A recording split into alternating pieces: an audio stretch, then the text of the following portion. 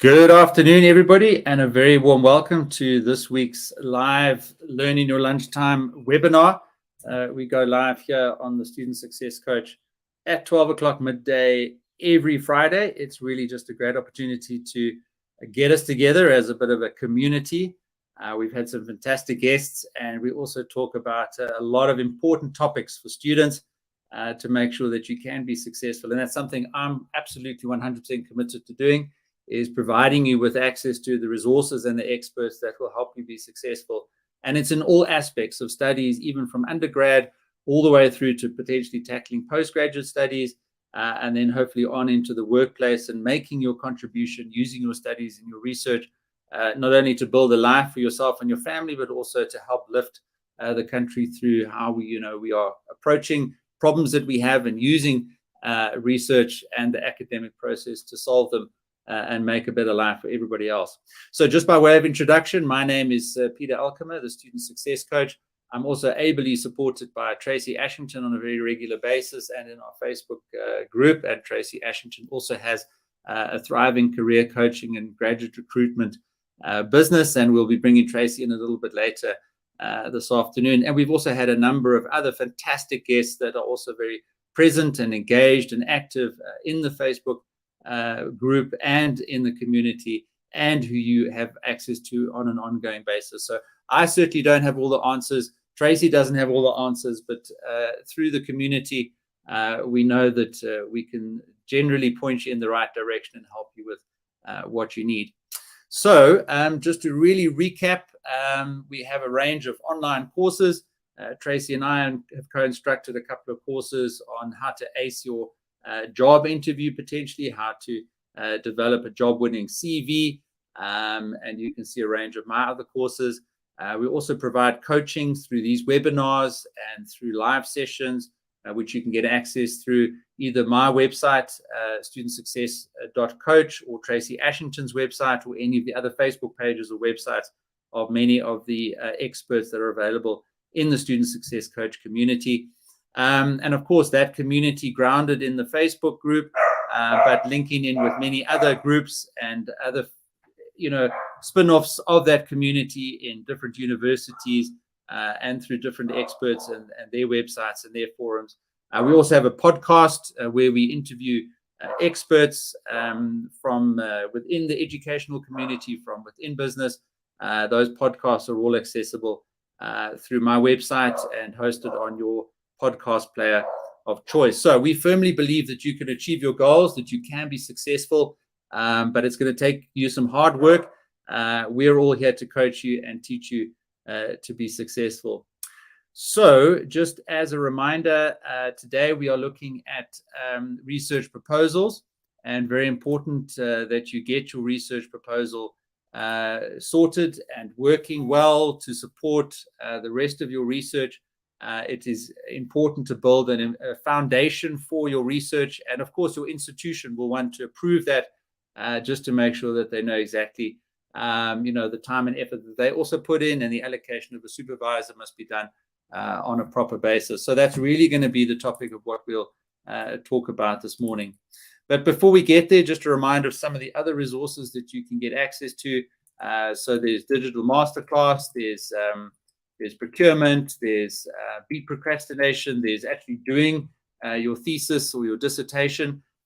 There's a range of other courses that will help you, for example, to write better, to present better, to communicate better, to be a leader in the workplace.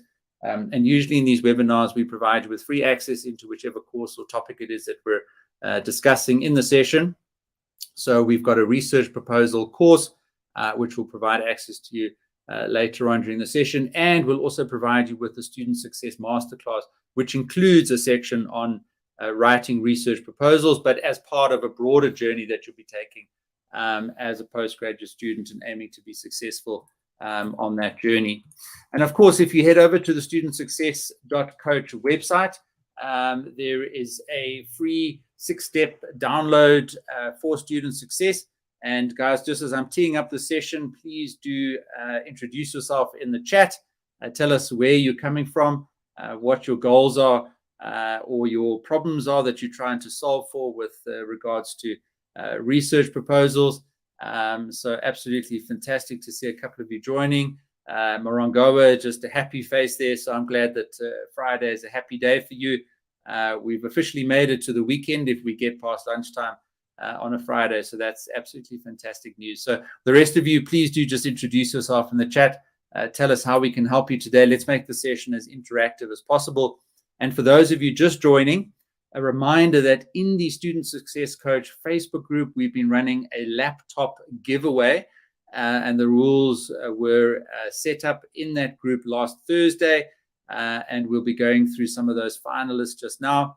And Tracy will be announcing the winner a little bit later on in this webinar. We're thrilled to have such great donors in the community that can make available these types of resources. And we've gone through a very rigorous process to assess the fantastic nominations that we received.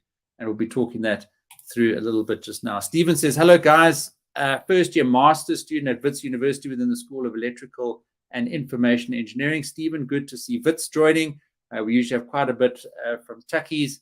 Let's have a look here. We've got University of Pretoria, Masimola Jackson, University of Limpopo. Welcome and good afternoon to you. My son is actually on the way to Limpopo this afternoon as part of a school tour with the Round Square organization. So he's going up there with a few of his mates, and they're going to be doing some community service projects up in Limpopo over the weekend. So very nice to meet you there. Jackson, Boitshoko Dudu, University of Pretoria. Fantastic to have you here as well. And just before I forget, I'm going to make sure that I provide you with a couple of links. So check out the Student Success Coach website for some more information, as well as this free download that you see up on the screen there. So do hop over there, give us your email list, and once you sign up, then you'll get notifications of these webinars and, of course, all the resources that we provide to everybody in the community. Amber Lee from University of Pretoria, first-year master's student of the Faculty of Theology and Religion. Welcome to you, Amber Lee. I did a postgraduate diploma in theology at Stellenbosch about 15 years ago, I think it was. So fantastic to have you joining us. And guys, I will just say that even if you don't have a research proposal that you're working on at the moment, or even if you're not at a postgraduate level, learning about research proposals and how you approach research is fundamentally so important to pretty much every aspect of academic life. So getting engaged in this session, going through the course, asking the questions, that is going to prepare you for when you get to that stage, and I think give you just a better and improved approach to many other aspects of academic life. So really fantastic to see you guys coming through this morning. Donita, good day. Geology honors student from the University of Free State. This is just amazing to see the range that we have. Tracy and I, we both have sort of bleeding hearts for our dear students, and so thrilling to see such a wide range of people coming through from different faculties, all doing such incredible work. MSc candidate human genetics. So I'm guessing, Tomarin, that you have either done your proposal, or you're midway through one, or you've got one coming up. But at every stage of most aspects of the academic process, understanding how to do research proposals and think about doing research, and that's exactly what we'll be teaching in this webinar today, is crucially important. Right, so let's talk very quickly then about our laptop giveaway that we've been running in the Student Success Coach Facebook group. And the rules are pretty simple. There was a post there with that picture, and you just had to leave a comment, and then we would take the 3 comments with the most reactions, and those would be the finalists for the giveaway. And those 3 finalists are what Tracy and myself have been assessing, and we will be announcing one of those 3 finalists as the winner of the laptop a little bit later on in the webinar. And given the success of this giveaway and the response that we've had, and I think the importance of laptops, we're certainly hoping that we'll be able to do this again in the future. So don't be too disappointed if you don't get the laptop and you were really hoping for one. Let's try hard to bring in more donors and more experts that can use this community to really do some good and help all of you be as successful as possible. So the first one is Saki, up there on the screen. as you can read it there. His laptop died last year, forced to travel campus daily, not being able to replace it. He needs the flexibility and freedom to work on his research, on a mobile basis, and also assist students designing CVs for free, which he's now unable to do because of no laptop, or she. So very deserving nomination there from Saki. Thanks very much, Saki, for entering into the laptop giveaway. The second finalist is Nisani. So just the thought of being an honor student without a laptop stresses every day. Laptop died last year, June, in the pandemic, attended classes on her phone, not able to do any programming work, of course, difficult. You can't program and do that type of detailed work on your phone. Winning this laptop would open so many doors for me, like being able to attend my classes and run my codes. Love helping grade 12 learners who are underprivileged to apply in different universities and colleges. Best of luck. Hashtag woman in tech. Love it. So thank you very much for sending through that nomination there, Nisani. And I have asked all three of these finalists to join us today on this webinar so that we can congratulate the winner when Tracy joins us a little bit later and announces it. Then the third finalist, Takafatso, aspiring chartered accountant, difficult to learn online without a laptop. People are computer literate. He wants to launch an online tutoring service. This will facilitate learning and increase productivity. I'm just paraphrasing here. Amazing skills. Mere laptop can change your life. And I totally agree with that. Technology, we've learned over the last couple of years, connectivity and equipment and resources to get the success that you want and to have the life that you want. You need these, but you also need the skills. And that's obviously what we're trying to achieve here on the Student Success Coach community. So, I'd love to give all of you guys a laptop, all three of you finalists. That's just not possible, unfortunately. We are going to have to choose one of you, but I've left it in Tracy's capable hands to make that decision. And we'll put her on the spot in about 25 minutes to make that announcement. So until then, let's talk about research proposals. And I'd really like anybody that's got specific questions about research proposals to drop that in the chat. And as soon as you ask that question, I'll pick it up and we'll answer it. We'll go through it because I want to make this as relevant and as real as possible. So the bottom line is that you go into research or you sign up for a postgraduate degree because you've got some kind of passion on a certain topic. You've obviously hopefully got some level of undergraduate qualification. And this might even be a research module as part of either an undergrad or a postgraduate diploma type of qualification. So no matter how big or how small that research is that you're going to do, there's a couple of key steps, you need to follow and a couple of key questions that you need to answer and which you ultimately need to write down and package, in that research proposal, which really then is that foundational document which, sets the scene and sets the tone and the direction for your actual research that you will then need to be doing. So Tabello asks where to start when drafting a research proposal. So where to start is on the topic that you're passionate, you're interested about, is to start reading and engaging with material on that topic. And you don't have to limit it to the academic literature.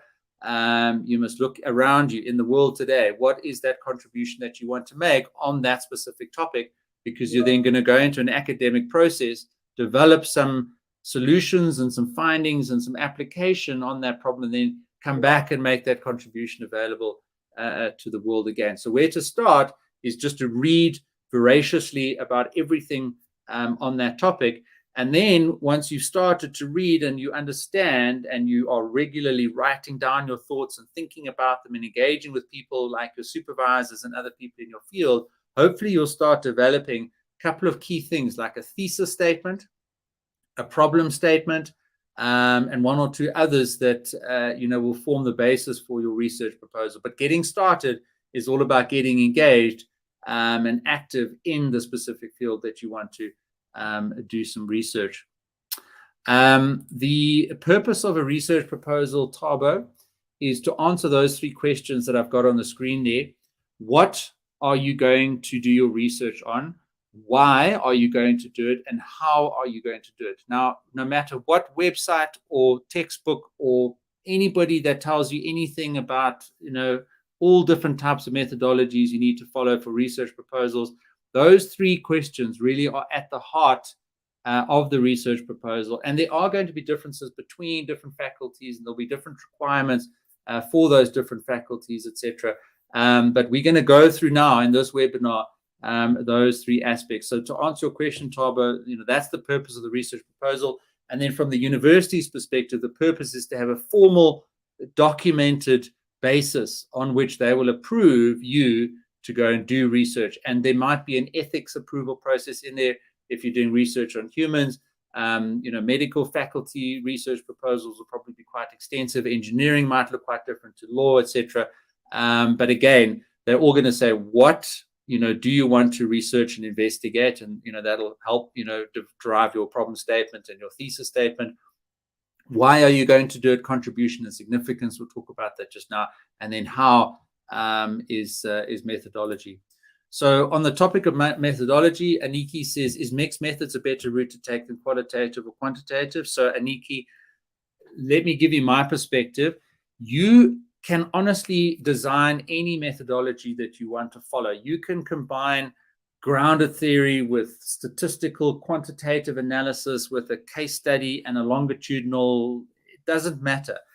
The criteria is that you write it down and you follow it in such a way that it produces the findings that you anticipated from what you had planned to do, and that somebody can repeat that same study on a different set of data to get a different set of results, but which creates a wider range of findings on the same topic using the same methodology on a different set of data. And that increases the applicability of that study to the rest of the world.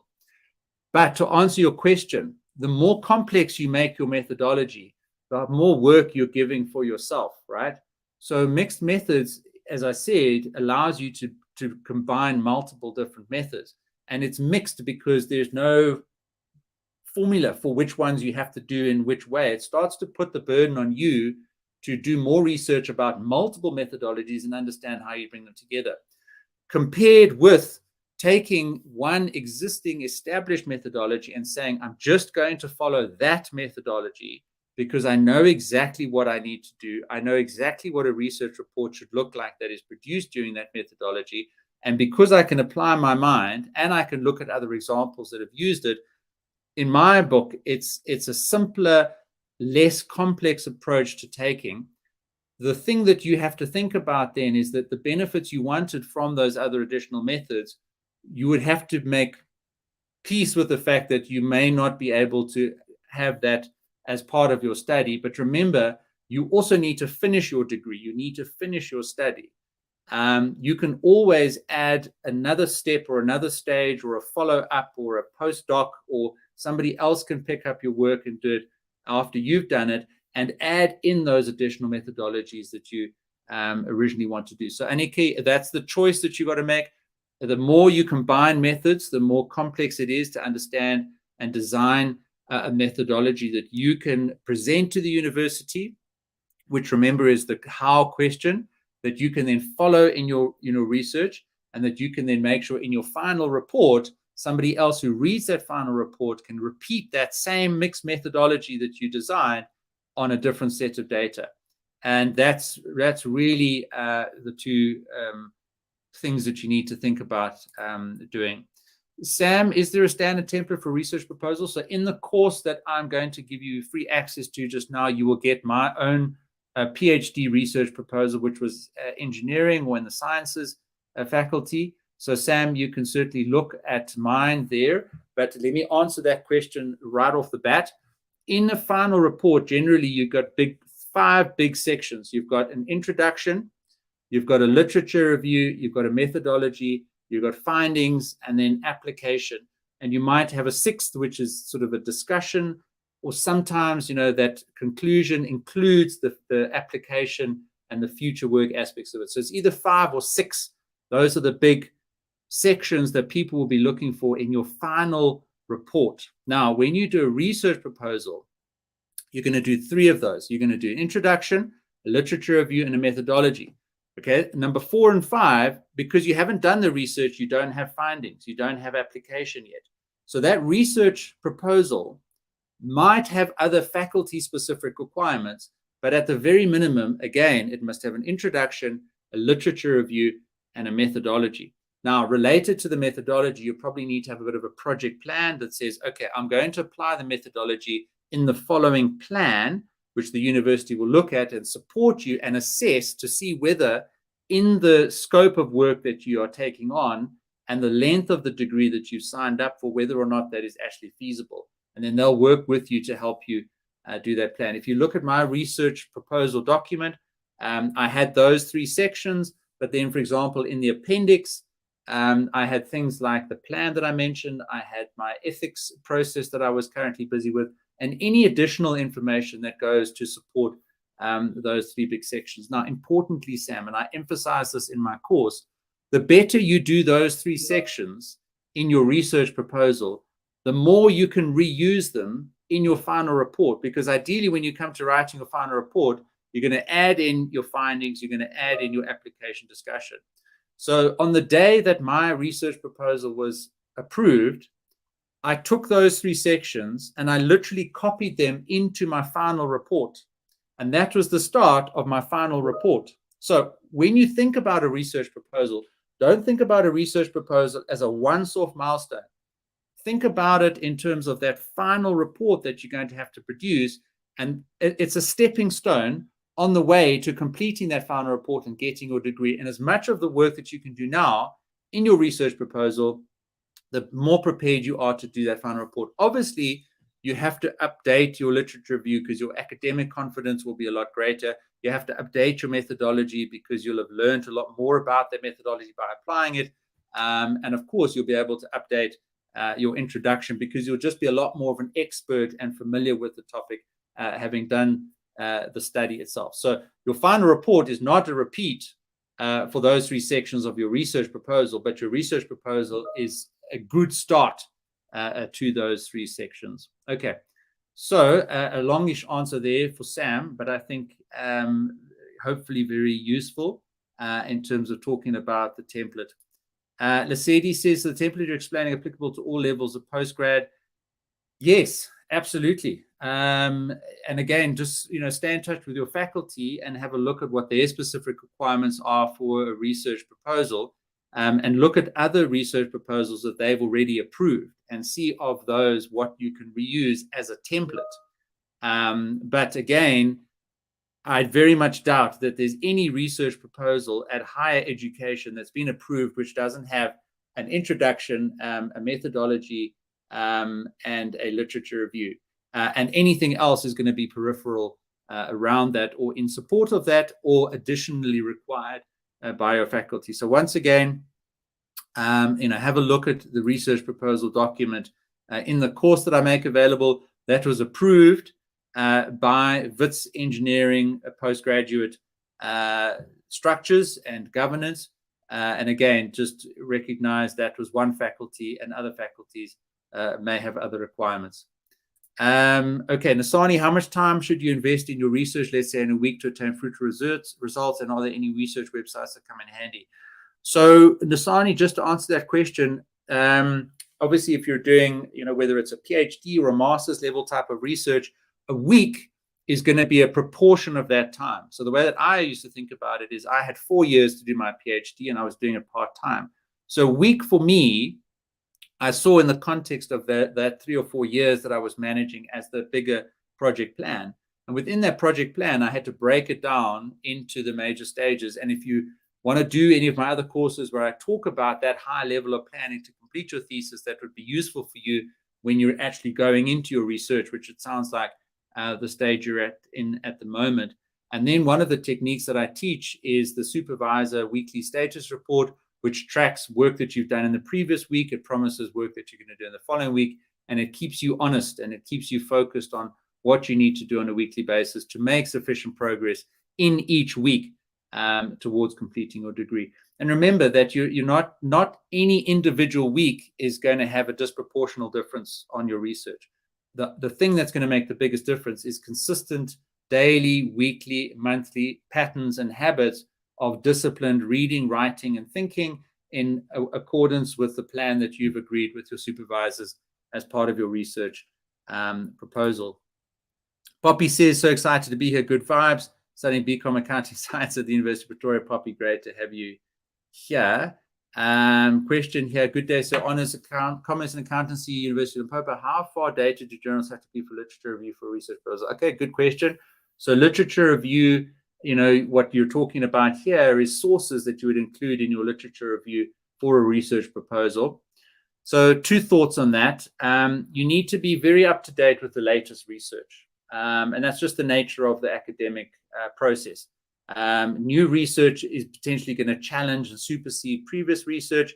And as long as it's gone through a peer review process and is established through peer review journals, then later research starts to take precedence over older research. Okay, so you have to be up to date with the latest research in your field. However, usually in any field, for any specific topic and any problem that you're trying to investigate, there are going to be established thought leaders and well-respected academics and writers and published authors of research that stands the test of time. Okay, so the work that they've done, and if you look at, for example, grounded theory, which was a methodology that I studied, they came up with grounded theory in 1969.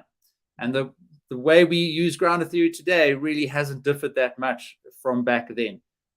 We've become slightly more sophisticated, and there are slightly more improved ways of doing the different pieces of grounded theory. But in my research proposal, for example, if you go and have a look at it, you will see that I refer to both the latest research with regards to using grounded theory as a methodology, but I also go back 50 years to the established experts and thought leaders with regards to the usage of grounded theory as a methodology. So hopefully that answers your question. And when you look at the dates within which you want to study the different topics, try and have that in mind.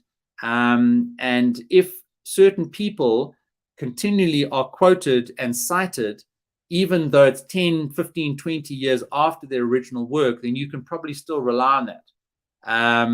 And that would be the indication of how far back that you want to go with your research. Okay, Nick, useful indeed.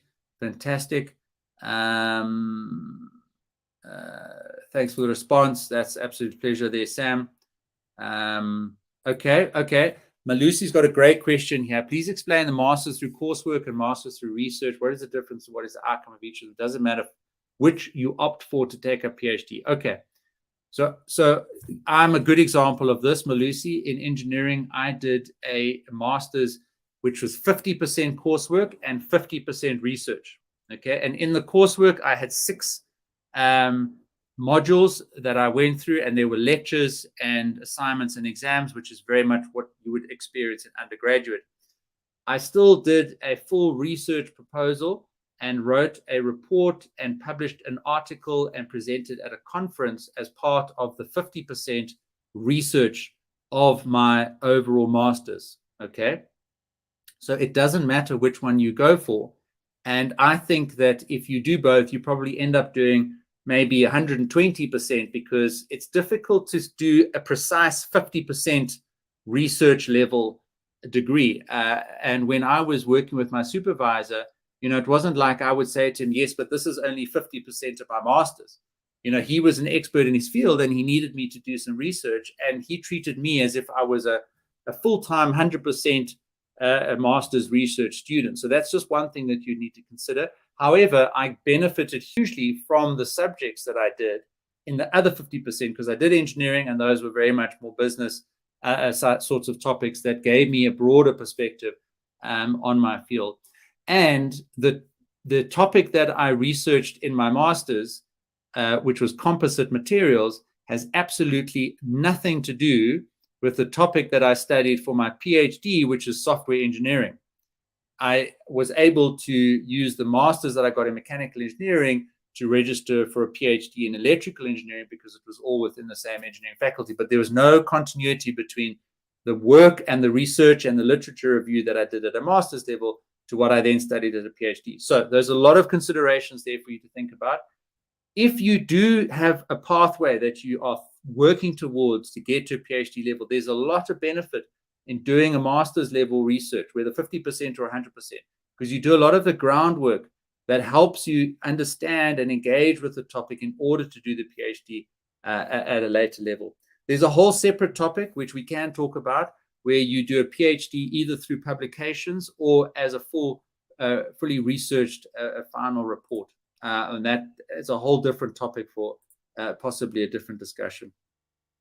Nick, thank you so much. I appreciate that. Leading from the front, I've been there, done that, got the T-shirt. Also, absolutely. And Nick, I mean, to everybody that's joined us today, and it's fantastic that we've got such a big group, the single biggest premise that I use for setting up the Student Success Coach community is what would I have wanted when I was going through my master's and my PhD. So everything that I talk about and all the resources that I make available to you are really geared towards helping you be successful. And I know what those issues are because I've been through them. So I can talk about them because I've been there, I've done that, I've got the T-shirt, as Nick has said. And all of my courses, certainly on the postgraduate topics, if you go and have a look at them, on my course catalog on my website, you'll see my content, my research, my documents is all part and parcel of those courses, because in those courses I teach you using what I've done. And I always explain it is engineering.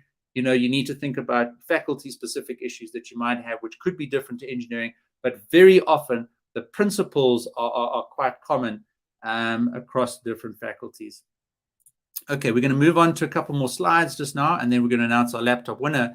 But Mabato says, is it advisable to do masters full-time and work in the same year?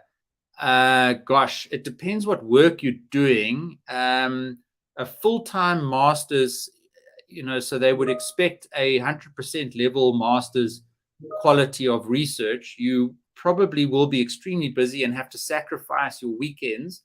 I wouldn't say it's impossible, but I would suggest, just from the little that I know, a year can actually go by quite quickly, and life also happens. So there's things that you cannot anticipate.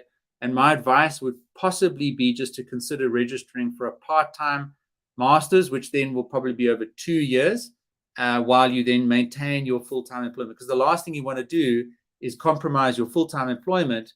And that's, I presume, because you need that money.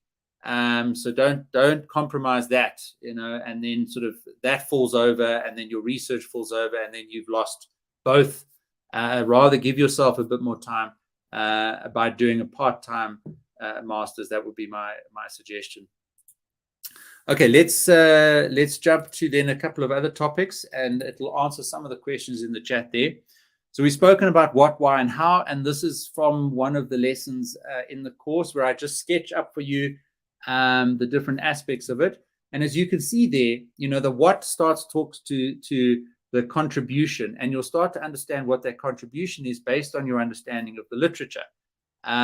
So describing and again relating it to the real world, which you'll pick up in your introduction, you know, from the broad contemporary world understanding of that topic down to the more narrower academic definition of whatever it is that you are trying to analyze. The why then, as I said, once you have understood the literature and you've perhaps identified a bit of a gap, and you want to then go and work on, you know, filling that gap potentially, or increasing our knowledge of something that perhaps is a little bit under researched, it will give you a couple of things, which is contribution and significance.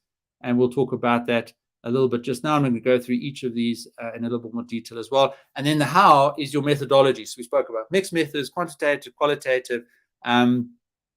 Very important that while you might choose a methodology, that in your final report methodology section, you also step back and you go through a process of selecting that methodology, not just because you liked it, but because it is in line with your worldview and your understanding of how knowledge is created. And there's a lot more detail on that in a couple of my courses. So what is all about the thesis statement, you know, so what you will investigate is described as best as possible in a single, well thought through sentence, like I've got up there on the screen, which, for example, says that peanut butter sandwiches are effective for reducing hunger in tennis players after long matches, right?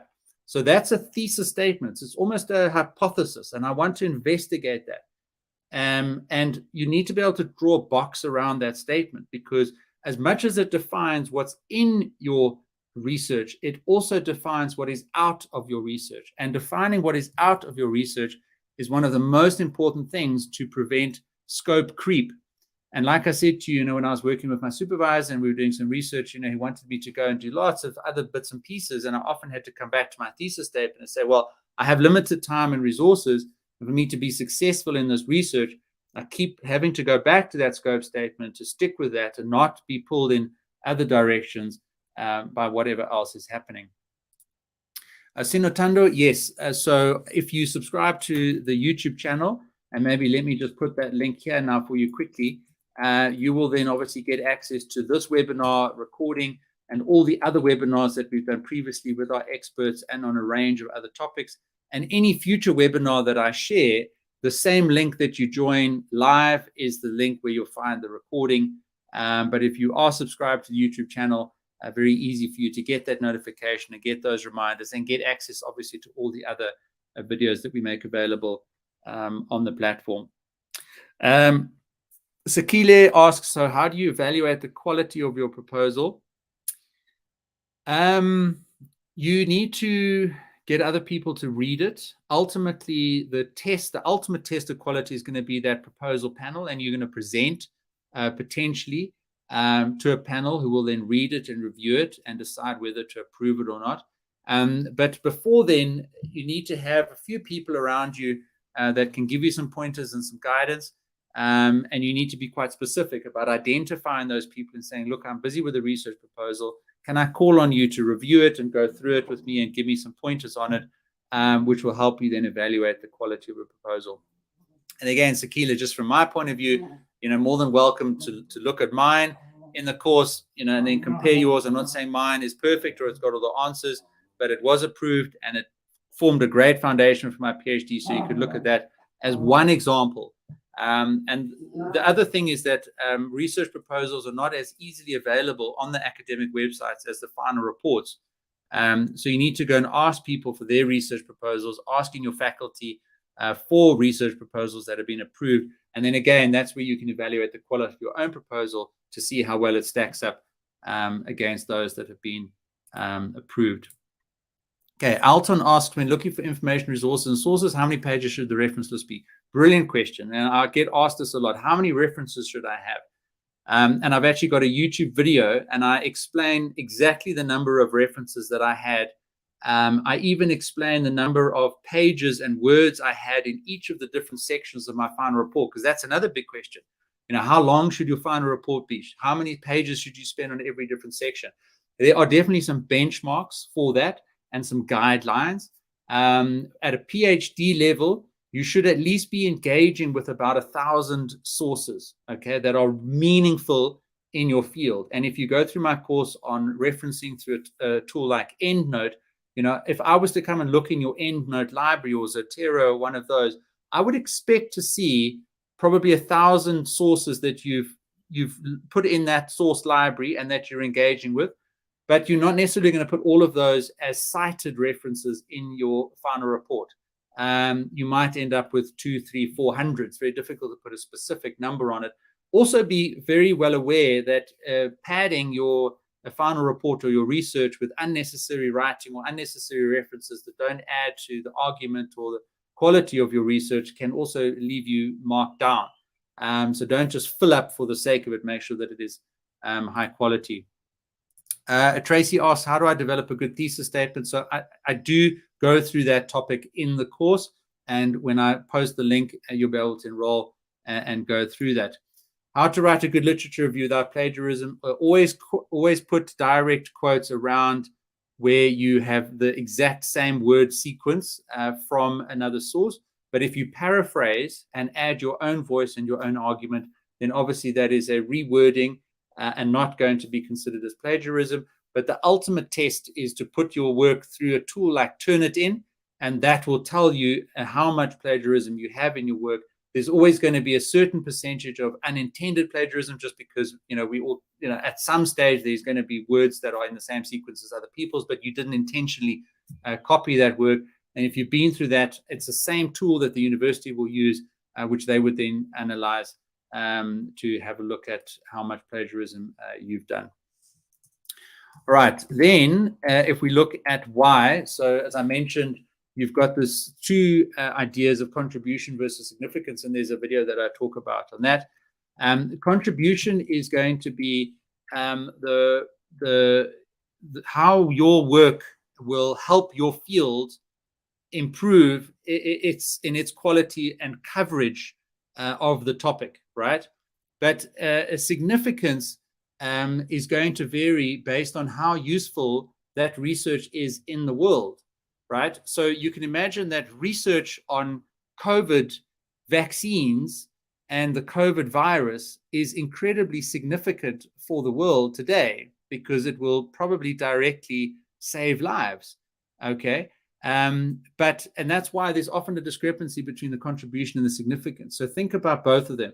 You can make a fantastic contribution to your field, but is that contribution going to have some significance in the world today? And the best test of that is when you're sitting around on a Saturday afternoon with a couple of friends.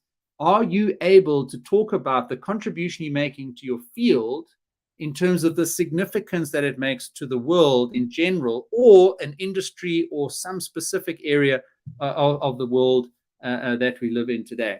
And that's a very important link that you need to make and that you need to understand, and talks to the why of your research proposal. And you must include that or some motivation for it, and whatever you want to study in your research proposal. And there again, detailed video on incorporating a methodology into your research proposal, how you position yourself in the world of research, and then as a result of that, the methodology that you've chosen. We've spoken quite extensively already in this webinar about qualitative, quantitative, mixed methods, etc. And there could be things like, interviews and surveys and ethics. And then again, as I said, planning is an important part, because your methodology should have some time aspect to it. So you're going to follow some high-level steps, and you need to link those steps in the methodology to you and your life. What is happening in your life in the next year or 2 years, or the period of time you need to do this research proposal? If you're doing interviews, do you need to finish your interviews by the 30th of March on a certain year in order to start the analysis of those interviews, which is going to take you 3 months, so that the analysis is going to be concluded by the time that you need to have a first draft of your findings submitted to your supervisors? And in my thesis course, I sketch out that planning process. But even at the research proposal stage, you need to be incorporating some level of planning, even at a high level. And my plan, as you'll see in the course, was literally on a quarter-by-quarter basis. It wasn't down to day by day. You don't need to do that level of planning, but you need to be able to say, this quarter, this quarter, this quarter, especially if you're doing a 4-year PhD or 6-year part-time PhD. If you're doing a 1 year, 50% of a master's, you might go to a month level or a week level, and use the timetable of your university to work backwards from when you need to submit things, when you need to have things ready, and show that plan in your research proposal and link it to the methodology. So that aspects of it is very important as well. Gerald asks, can works that are not peer-reviewed be used, e.g. recently published book on it? Absolutely. So if you go into EndNote, the available in the drop-down box of the types of things that you can reference is a YouTube video. You can reference this YouTube video if you want. You can reference a blog article. You can reference a magazine. You can reference, even in grounded theory, photographs and all sorts of stuff. The question is the relevance of that source that you cited and the quality of it as an academic source that you can reference. That's the question you've got to ask, right? And when you make academic arguments and when you analyze academic sources in your literature review, you will lose credibility if you compare a YouTube video with a peer-reviewed journal article. Don't do that. Okay, there is a place for discussing YouTube videos, but it's most likely going to be where you talk about the significance of your study, because the world consumes YouTube videos and Wikipedia articles, but the academic world consumes peer-reviewed journals and conference proceedings. If you can make the link between the two, you start to combine the contribution that you make and the significance that you hope to achieve in the world. But to answer your question, Gerald, you can reference absolutely anything. The question is how useful it is and how much it adds or detracts from your credibility. So if I look through your reference list of your PhD, and 70% of them is Wikipedia and YouTube and books from exclusive books, that's in academic circles, that final report might not have the credibility of another one where 70% of them are peer-reviewed journals in your field, on your topic, by thought leaders that have researched on related topics, conference proceedings, case studies, etc., etc., etc. That's just the point that I'm trying to make. And it's a very good exercise to scan through your reference list and get a sense of what that mix is of the references. Next says Wikipedia is so credible. So Wikipedia is secondary research. All that Wikipedia is doing is talking about primary research. Now, as academics, we need to be going back to the source, to the primary research. Primary research is defined by, did you gather the data that you then analyzed, right? That's primary research, and that's what people are looking for in a PhD. You need to interview the person or ask, have somebody do it for you, but you are the agent. You are the agent of gathering the data. Wikipedia generally cites primary or secondary sources and is therefore third, fourth-hand research. But it's not a bad option for getting access to relevant primary research, because at the bottom of every Wikipedia article, you'll see the sources that they referenced. So when I use Wikipedia, I go to those sources and I click on them at the bottom. And usually you can follow a trail to the primary research, and that's what you need to include in your PhD. So Nick, 100% primary research is key. So absolutely 100% there. And some people get quite passionate about that as well. All right, then just last topic before we announce our laptop winner. And I think let me just include Tracy in here so she can say hi to everybody. How's it, Tracy? Hi, guys. I can't wait. I can't wait. Excellent. Fantastic. So, Tracy, we're nearly there. Last topic for research proposals is obviously presentations. Now, it's not always required in every faculty, but I would strongly advise that you do it anyway, because it sharpens your ability to talk about your topic and the work that you've done in writing that research proposal in front of people. And we all know that, to be able to teach something, you have to know it well. To be able to talk about your research proposal, you have to have done a decent job in putting it together. So be proactive, as I said at the bottom there, make it happen, coordinate that with your institution. If it is a mandatory requirement, then your supervisor or the postgraduate coordinator will already set it up. But even so, I would be proactive and ask them, when is my presentation going to happen? Who is going to be on the panel? And in the course that I'm going to make available to you guys now, there is a whole section on presentations for proposals. And, that's what's in the rest of the course that you can have a look at there, which you'll see is that last section. And in the course, you will actually get the presentation slides that I used in my PhD research proposal. And I'm making access available now on the chat. And there's only 100 free spots, okay, guys, on the courses that I'm providing to you. But those first 100 are free. Once you've enrolled in the course, then you've got lifetime access to the course. But once those 100 slots are used up, then it goes back to the normal price. So please do make sure that if you want free access into that course, that you enroll there now, or wait for a future webinar. We might be doing research proposals again at a later stage.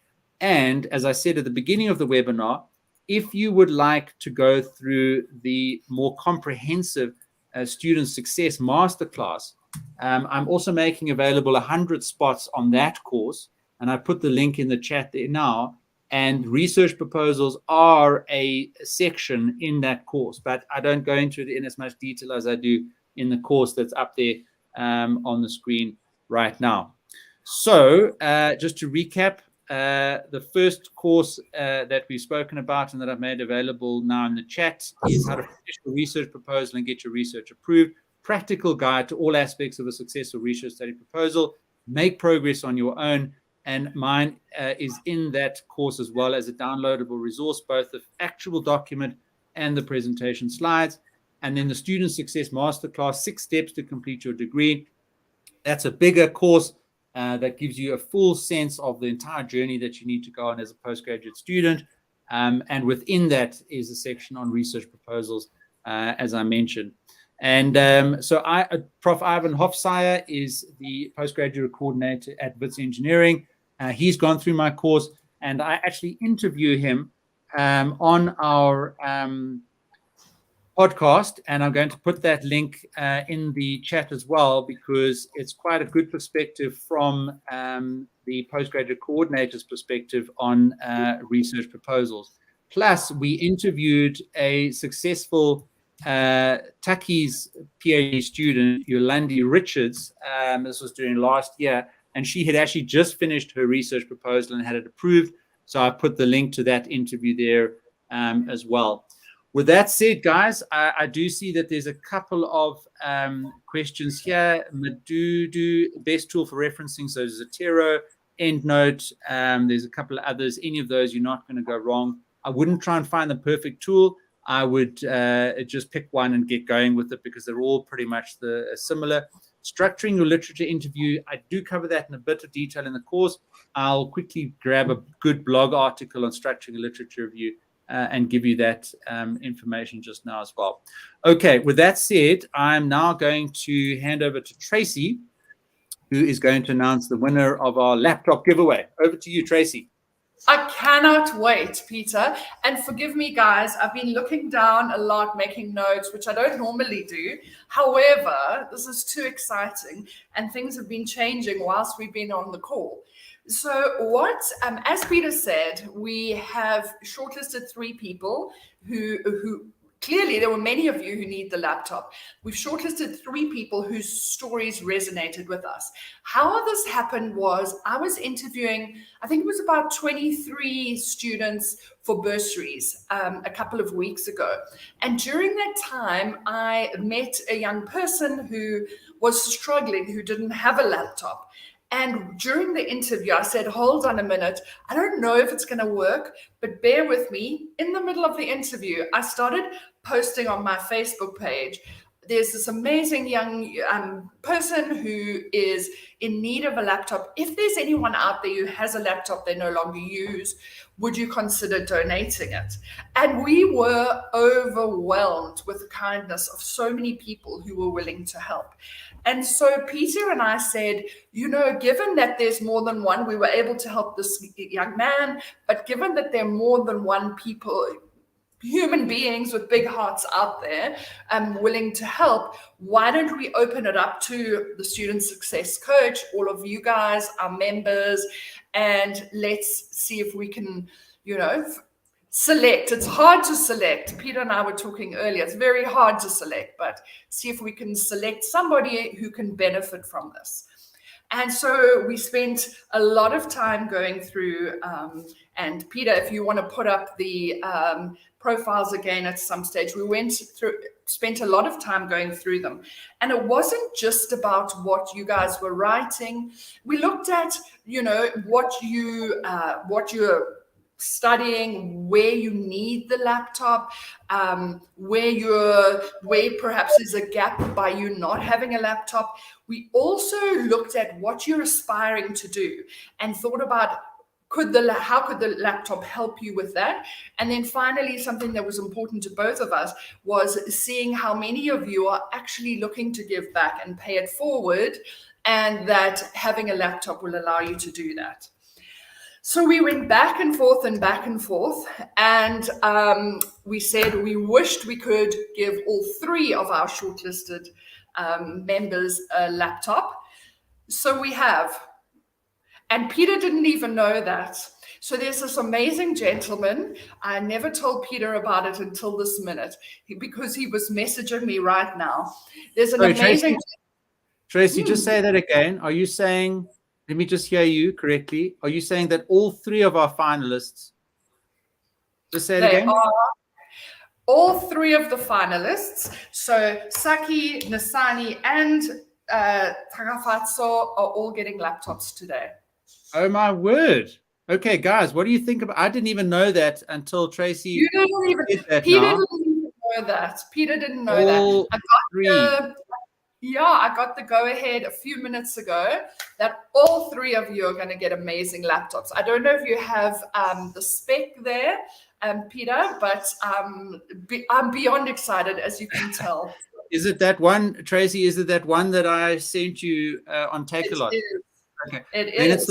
It's the one on the front, on the thumbnail of the YouTube video that I put out this week.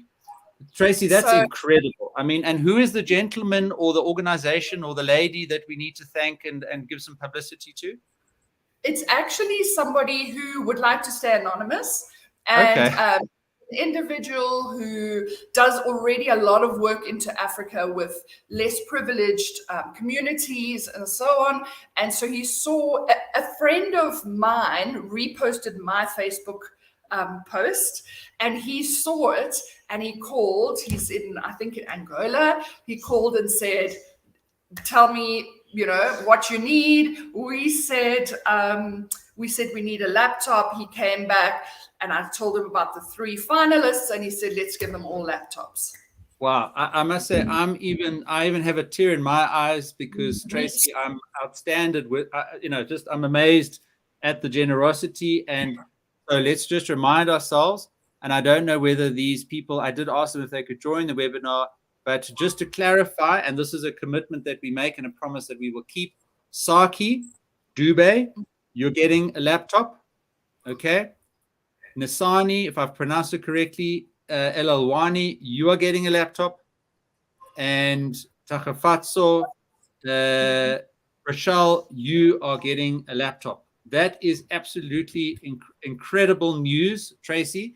And that is one of the things that makes me so happy with the work and the many hours, Trace, that you and I put in to contribute to this community and to do what we can to help people lift themselves up and hopefully have a better life and be successful in their studies. So it just reminds me of why we're doing what we're doing. And I can't keep up with posting all these comments here. Lesedi says 3 laptop problems solved in a minute. Wow. And Lesedi, that's exactly what it is. When you crowdsource solutions to problems and you create a community like the one that we've got here, it's actually incredible what you can achieve. So this is sort of, and there's, Saki. Okay, so Saki is the winner, one of the winners of the laptops. So Tracy, Peter, and Anonymous, you've just made my day. So I honestly didn't do very much. I just created this community. Tracy's the one that made the connection, and then somebody who wants to stay anonymous is the benefactor, that wants to obviously stay anonymous, that we can't mention and give some publicity to. But that's how we brought this all together and made it happen. Any last thoughts, Tracy? And we actually have Nick Smith has said, I'll pledge 500. Okay, so that's my last thought, guys. My thought is that everything, whether it's my Suits for Student campaign, whether it's Peter and I doing the work that we do, all we ever ask is that you pay it forward. And it doesn't mean that you have to give your laptop away, but it could be when you are established as a business person doing well in your life, you find somebody who needs a laptop. Or else, even now, with your laptop, you could help 2 people a month to do their CVs. I have a great and super simple CV template, which you guys can have at any stage. Doing somebody's CV or helping them with their CV literally changes the rest of their lives. Yeah. Tracy, absolutely. And again, we've got courses on CVs and interviews, and you can do those courses and you can change your life. And, the small price of enrolling in one of those courses or booking an hour of Tracy's time, which you can get more information on from her website, that's a very small investment to make in changing your life. And as you can see by what we've been able to achieve today, as a result of everybody's contributions to the community, does actually have some massive disproportional impact, not just on these 3 people, but on everybody else that they're going to help. And I see Nasani has said also, thank you, Tracy, Peter, thanks everyone. And thank you guys. Thanks to the anonymous man. So yes, absolutely from my side, thanks to them as well. And the only thing that I ask for in return is that you guys always leave a rating and a review on my courses, and that you like and subscribe to any of my content, whether it's on YouTube, I put the link there. If it's on Facebook, please let's engage, let's support, let's give feedback to people. Nick, it sounds like we're going to be taking you up on your pledge, 500 Rand towards the next laptop donation. But those of you that have enrolled in my courses, which I've made available today, which is the research proposal and the student success course, please leave a rating and a review. It's absolutely the only thing, literally the only thing that I ask for in return for the work that I do to support this community. And from Tracy's perspective, she's got some fantastic charities like the Suits for Students, and you can find all about that on her website, which I'll share again in the Facebook group later on today.